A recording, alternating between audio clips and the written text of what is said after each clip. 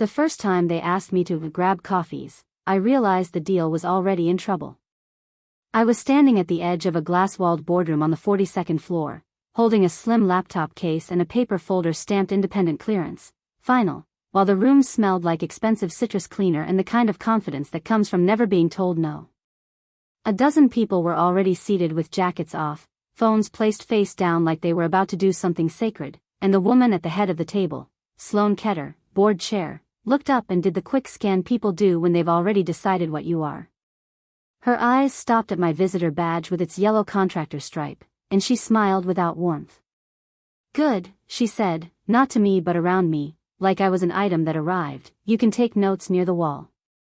And see if facilities can send in coffee. We're starting. A couple of smiles answered her. One small laugh tried to sound harmless. I didn't correct her, not yet. I walked to the only chair without a nameplate at the far end of the table and sat down as I belonged there, opened my laptop, placed the folder neatly in front of me, and waited for someone, anyone, to notice the header. No one did. Sloane tapped her pen once. We're here to finalize the Bridgeline acquisition. By the end of the day, we will announce. By the end of the week, we close. Heads nodded. The incoming CEO, Miles Rourke, sat 2 seats to her left with hands clasped, wearing the careful expression of a man trying to inherit a kingdom without stepping on the wrong toe. He glanced at me briefly, then away, as if eye contact might be a commitment. The general counsel began the slide deck, and numbers marched across the screen: valuation, synergies, integration timeline, while everyone spoke in that polished corporate dialect where certainty substitutes for accuracy. I listened and did what I've trained myself to do. I mapped the room. Who performed dominance, who tried to keep up, who laughed to stay safe, who stayed quiet because they didn't have the power to disagree, and who made the fatal mistake of thinking independent meant optional. Sloane said, the only open item is the clearance. Our consulting team has been embedded for weeks, so that's essentially done, and my hands stayed still on the keyboard. Weeks, yes. Embedded, yes. Done, no. I wasn't their consulting team. I was the independent verifier appointed by the escrow bank and named directly in the purchase agreement, and my signature wasn't a ceremonial stamp, it was the gate. Without it, the escrow release couldn't execute. No release, no funds. No funds, no acquisition. And because the deal had already leaked, because someone in this room couldn't keep a secret, the failure to close would hit their stock like a hammer. That was why I came in person. Not because I enjoyed boardrooms or citrus cleaner, but because when money and reputations are on the line, people lie better over email. The CFO, Trent, clicked to a slide labeled clearance status, green, and said, as you can see, all risk items are resolved, and someone echoed, resolved, pleased, like a spell that made problems disappear. Sloane leaned back. So we're aligned. Excellent. Miles, you'll want to mention the culture piece in your remarks, and Miles nodded, eyes flicking toward my folder and then away again. I waited through another few minutes of confident talk, then lifted my gaze. There's one correction, I said. The room didn't stop at first because my voice wasn't loud enough to interrupt their momentum, but it snagged like a thread catching on a rough edge. Sloane turned slowly, irritation arriving before curiosity. I'm sorry, who are you? The question landed with a few quiet chuckles, as if everyone appreciated the script. Unknown woman speaks out of turn. I answered evenly, I'm the independent verifier assigned by North Harbor Escrow. I'm here for final clearance. Trent's face changed by a fraction, just enough to tell me he knew exactly who I was and had hoped I'd stay silent. Sloane glanced at my badge again. Independent verifier, she repeated like the words were a costume I'd borrowed, right? And you're, from the consulting firm?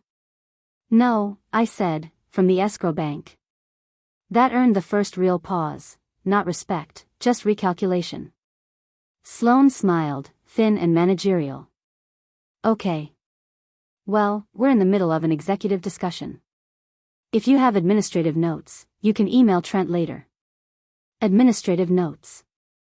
I looked at Trent, then back to her. Clearance isn't an administrative note. Across from me, an older board member with silver hair smirked. Is this going to be a compliance lecture? A couple of people laughed again, and it wasn't even cruel laughter, which almost made it worse. It was the laughter of people who'd never suffered consequences for being wrong. I didn't smile. It's going to be a clearance decision, I said. Sloane's eyes cooled. We have a timeline. So do I replied, and mine is defined in the purchase agreement. She held my gaze for a beat, then looked away like I'd become boring. Fine. Say your piece. Quickly. I opened the folder and turned it toward myself, not them, because that tiny choice mattered. I wasn't presenting, I was documenting. I need verbal confirmation, I said, that no one in this company pressured the clearance team to downgrade risk findings for speed. Trent sat up. Sloane cut him off with a laugh. Come on. This is ridiculous. Everyone pressures everyone. It's called business. The room chuckled, relieved, back on script, and I typed her sentence exactly as she said it. Then I asked the next question in the same calm tone, the way you ask someone to repeat their name at a front desk, and I need confirmation that the board understands my clearance is independent, non-delegable, and required for the escrow release. Sloane waved a hand. Understood. Now, can we move on? I wrote that down too, because people don't realize when they're handing you leverage, they think they're handing you nothing. Sloane turned back to the screen. Trent, take us through the closing sequence. Trent swallowed. Yes. Of course. Miles looked at me again, longer this time, and his expression wasn't hostile, it was worried. I met his eyes and gave him the smallest nod, an unspoken message, you should have stopped this earlier.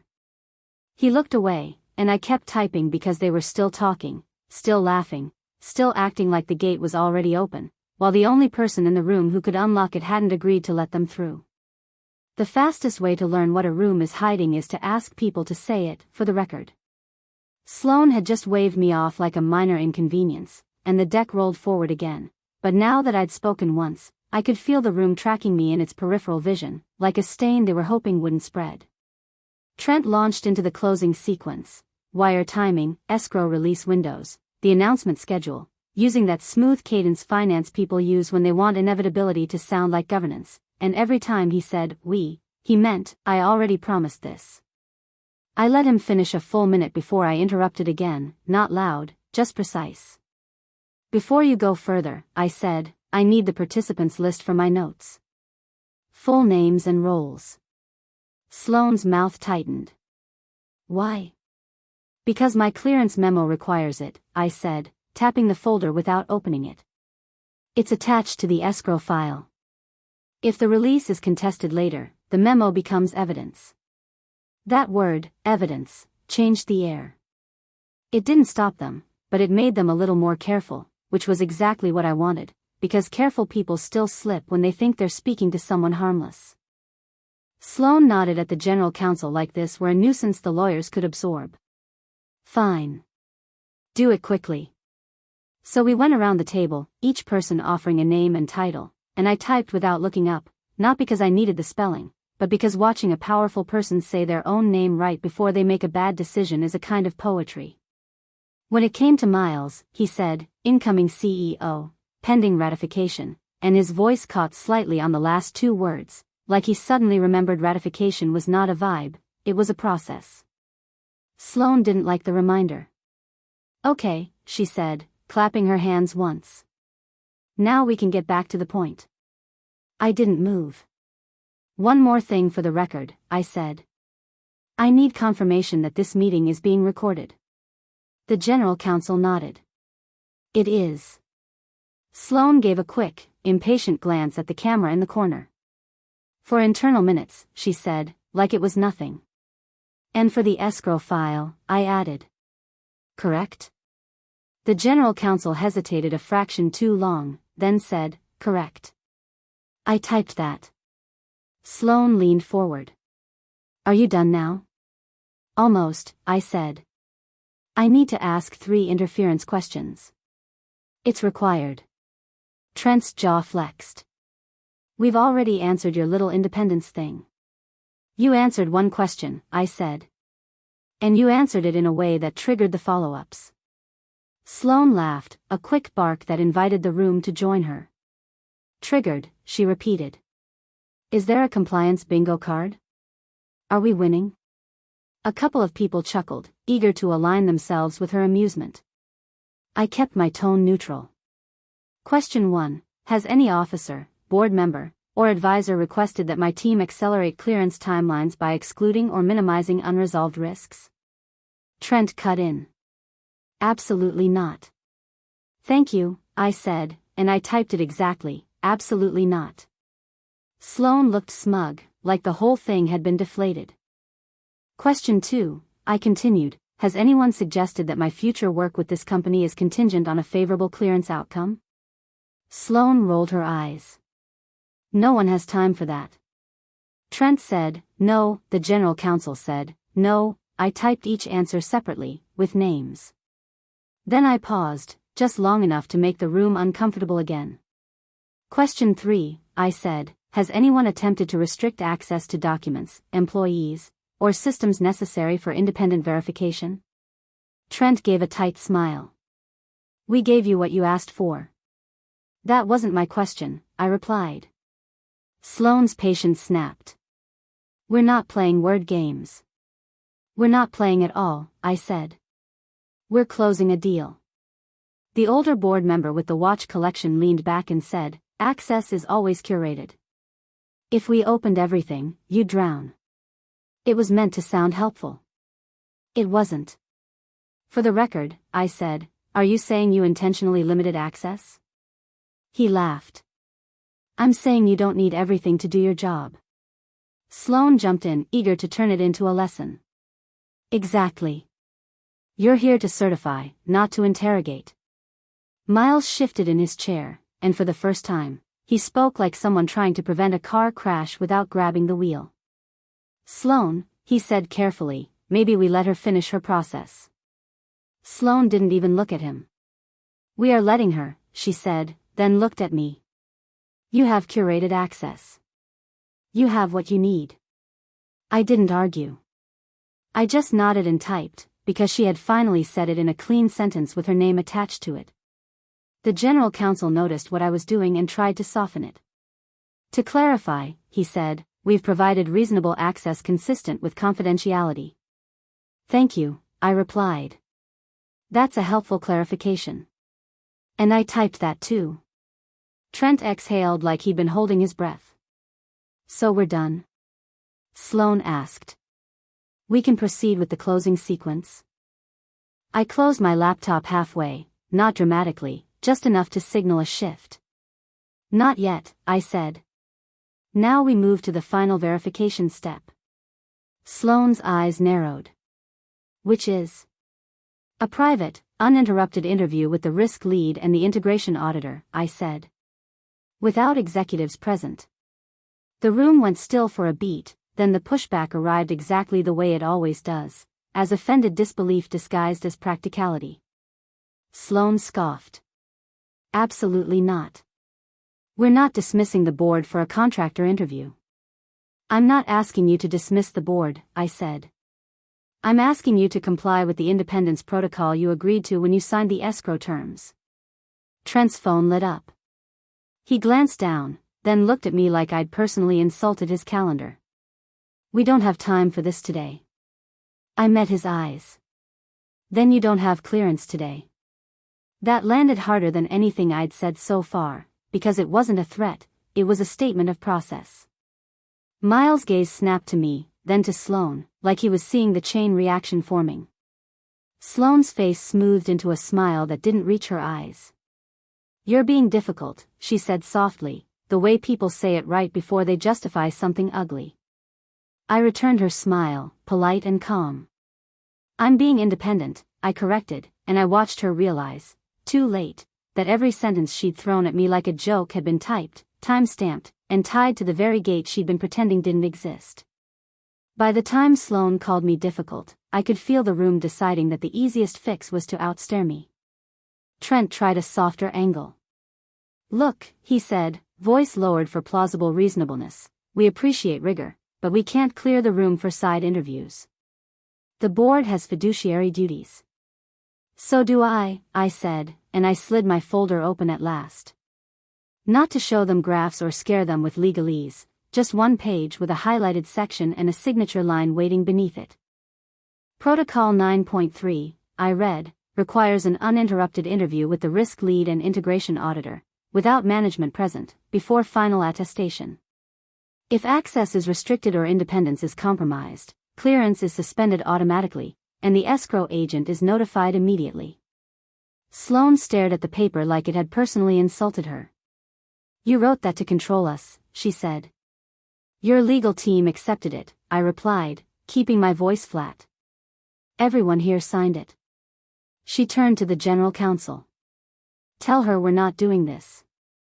He didn't meet her eyes. It's in the escrow instructions, he said quietly. Miles rubbed his forehead and looked like he was finally understanding what pending really meant. Sloane tried a different tactic, charm dipped in threat. Marin, she said, reading my name off the badge she pretended not to see earlier, if you stall this, you're going to cost a lot of people money. Jobs. Retirement accounts. Is that what you want on your conscience? I didn't flinch. If you wanted conscience in the room, you shouldn't have laughed when you thought I was there to take notes, I said. Now we follow the protocol. Trent pushed his chair back an inch, as if distance could make the clause less real. We can do it after close, he offered. No, I said, because after close there's no independence left. This step exists to keep you honest while it still matters. Sloane leaned forward. And if we refuse?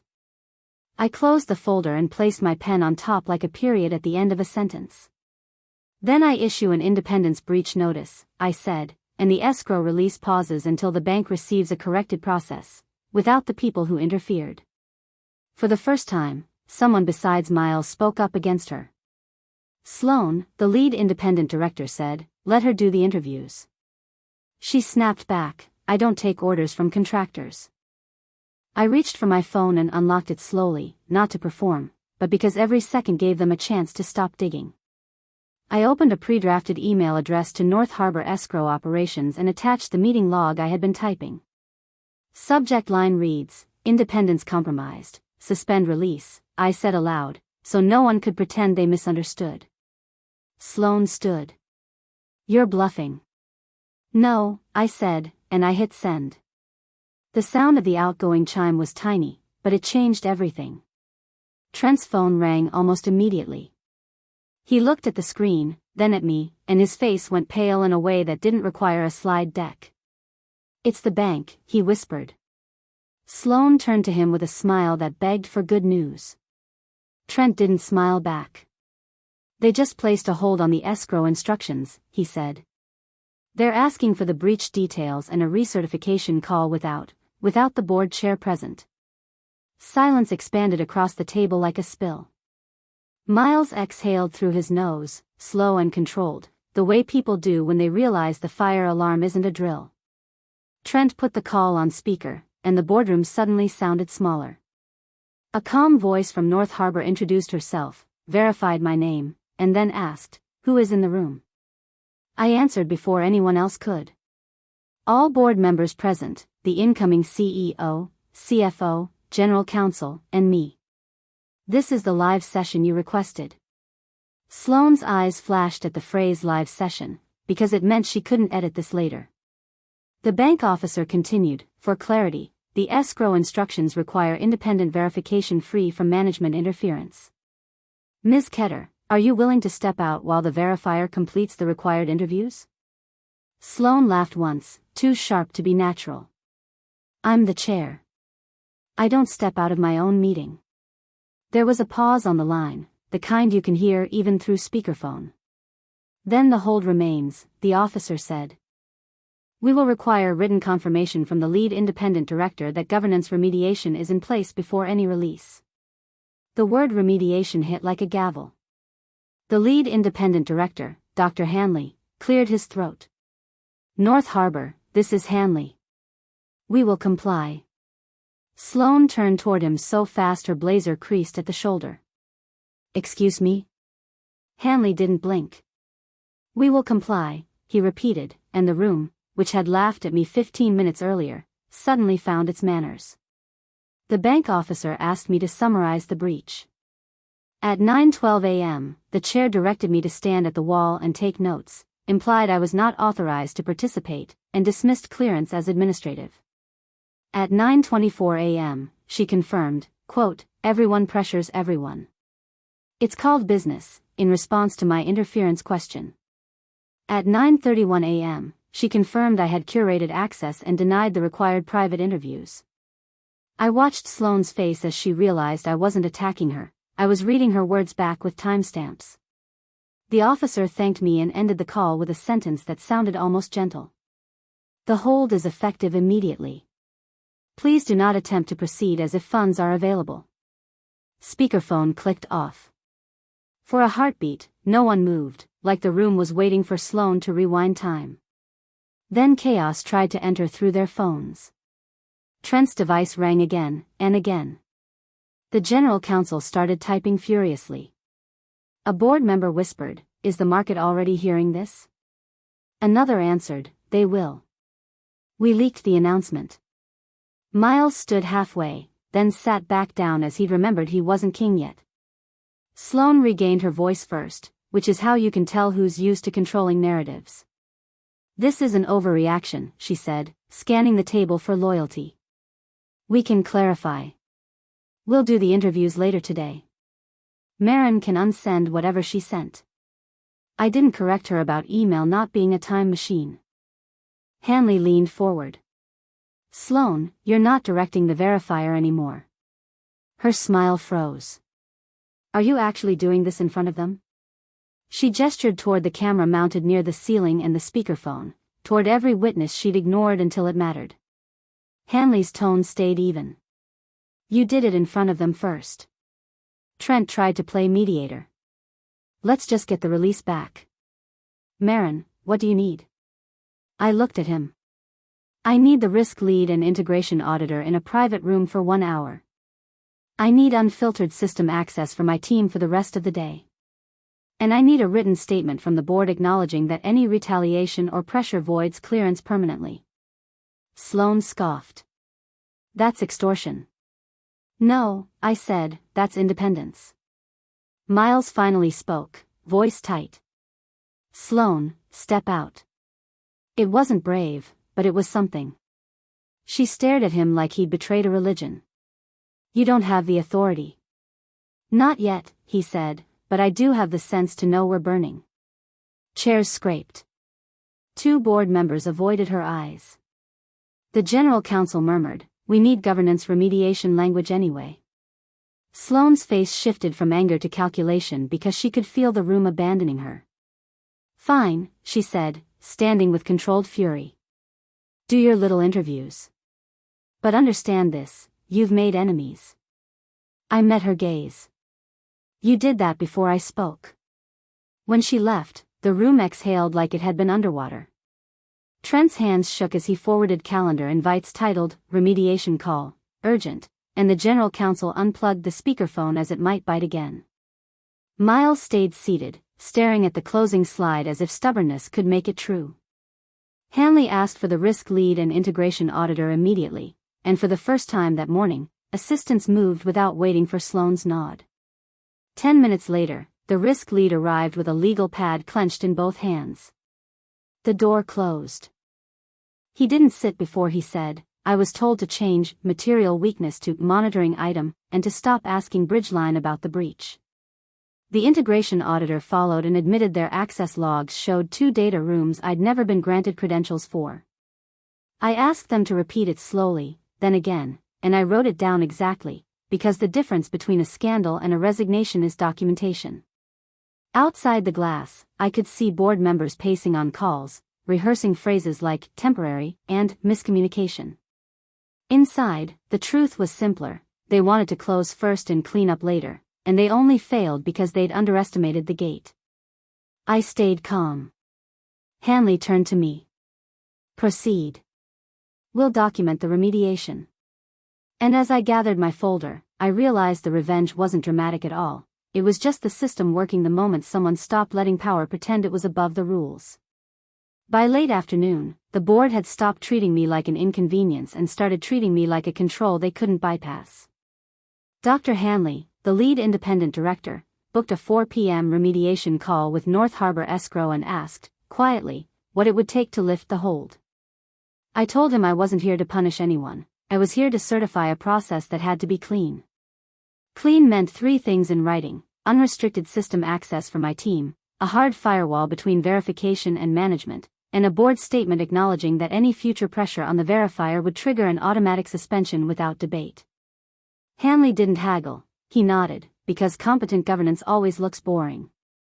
On the call, the bank officer's tone stayed polite and absolute.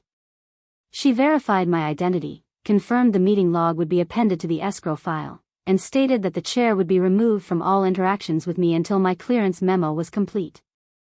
Miles, the incoming CEO, tried to ask if the hold could be lifted conditionally, and she answered, no. Funds are available when independence is restored, not when the calendar asks nicely. When the line clicked off, the room felt like it had been drained of theater and filled with paper. Sloan returned 10 minutes later with that practiced smile executives use when they think they can outlast a problem. All right, she announced, we're moving forward. Hanley stood, slid a single page across the table, and said, the board is placing you on temporary leave pending a governance review. She froze, then scanned for allies the way a person scans exits. Nobody moved. The laughter from the morning was gone. In its place was the quiet of people realizing the camera heard them and the bank believed me. Sloane's eyes finally landed on me, and I watched her connect the dots. The moment she tried to make me small, she'd also made herself legible.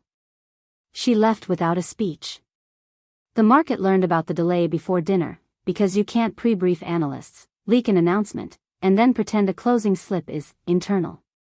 The next morning, Bridgeline's counsel requested a call with me directly, not with Trent, not with Miles, and definitely not with Sloan. They asked whether the risks were real or whether this was just boardroom drama. I gave them the clinical version. The verification process had been obstructed, the escrow agent had placed a procedural hold, and remediation was underway. Then I offered what drama never survives: timestamps. Nothing sensational, just clear confirmations in clean language. There was a long pause, and then counsel said, understood. We're revisiting price. Delay has a cost, and suddenly the people who'd mocked independence were negotiating with it. Over the next 48 hours, my team got access to the 2 data rooms I'd been denied, including the incident file everyone kept calling resolved. The breach wasn't imaginary. The integration emails were worse: repeated mentions of after close, reminders to keep it verbal, and one line that simply said, don't let the verifier spook the board. I documented, escalated, and then wrote my final memo the way the truth deserves to be written: precise, conditional, and immune to spin. Clearance was granted only with mandatory controls and a governance addendum stating that any director who interfered would be disqualified from oversight for the life of the deal. Hanley signed first. Miles signed next. Trent didn't sign. He resigned that afternoon to pursue other opportunities, which is corporate for being escorted out politely. A week later, the acquisition closed at a lower valuation than their slides promised, with a thicker compliance appendix than anyone wanted, and Sloane's name never appeared on another calendar invite. I heard she told people I'd ambushed her. I didn't correct it. Ambush implies surprise. This was structure doing what structure is supposed to do when someone finally enforces it. On my last day in their office, the assistant who'd been told to fetch coffee asked if I needed anything before I left. I told her no, thanked her for being kind, and walked out with my folder under my arm. In the lobby, I passed Trent carrying a cardboard box, eyes forward, moving fast, and we both pretended not to see each other.